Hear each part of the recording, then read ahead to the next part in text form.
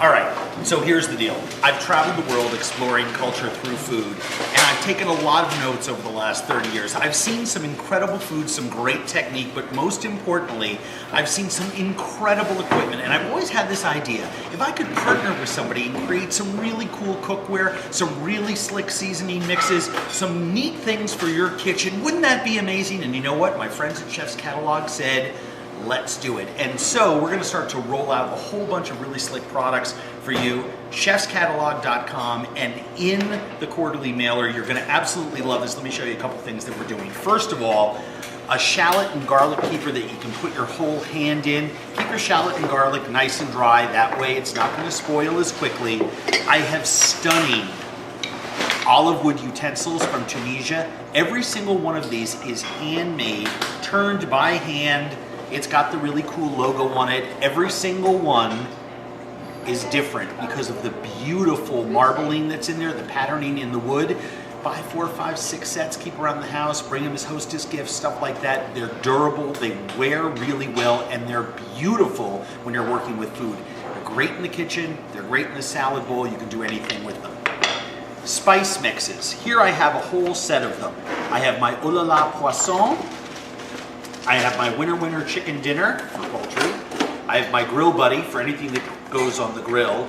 And I have my Flex Your Mex. We also have a Veg Kaboom that's coming out. But here's what makes these different than all the others. No artificial anything.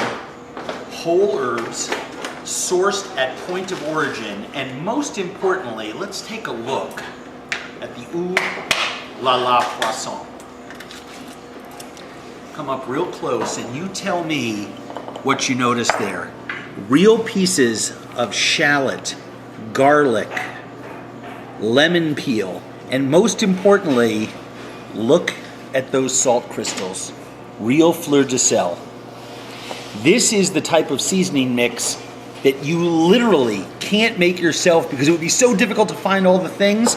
And how are you going to dehydrate all of those vegetables? You take a couple tablespoons of this and you mix it into sour cream with a little squirt of lemon juice or a little drop of vinegar and some olive oil. You've got an incredible dip, great salad dressing, a super sauce for fish. This is the most versatile set of spice blends on the market. Now, this is my terracotta roasting pot, and I modeled it after the Moroccan tagine. But the problem with the tagine is it really only suits one purpose.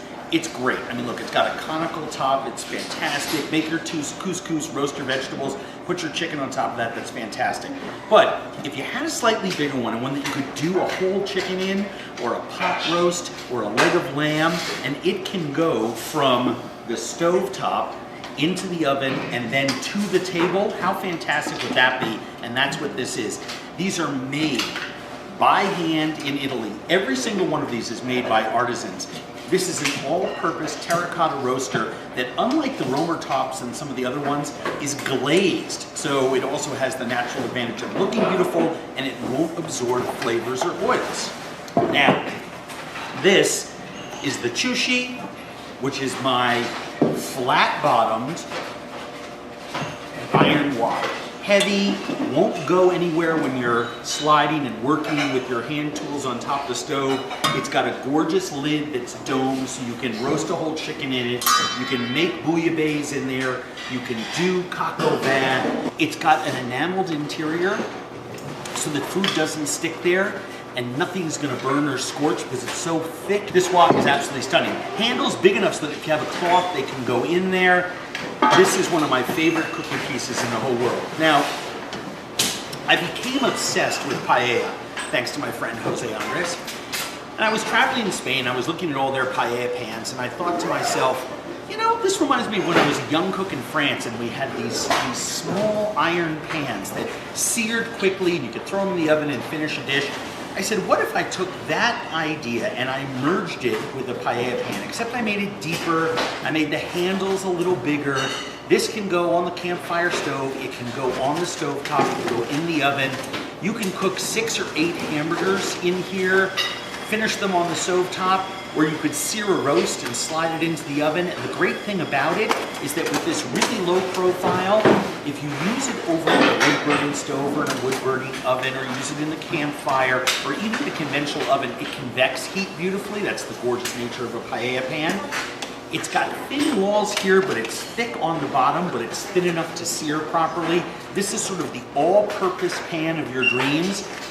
The other problem that I found with big pans like this is they had a really big handle. So how does it go in the oven and the door gets shut? It doesn't. This one, short handles, it does. Fantastic piece. And then, what I think is the coolest thing of all, everybody wants a great knife, right? So here I've got a really cool one. This is forged German steel.